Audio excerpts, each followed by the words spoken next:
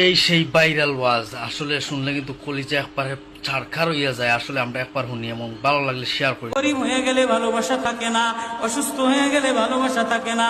চোখের কোনায় যদি ময়লা হয় তো বান্ধবী তাকায় না তোর চোখের কোনায় ময়লা, নাকের কোনায় যদি ময়লা হয় তো বন্ধু বান্ধবে তাকায় না, এখানে যদি একটা ফোড়া হয় তো বন্ধু বান্ধবী তাকায় না। ভালোবাসা মিলান হয়ে যায়, অভাবে পড়লে ভালোবাসা মিলান হয়ে যায়, অসুস্থ হয়ে গেলে ভালোবাসা মিলান হয়ে যায়।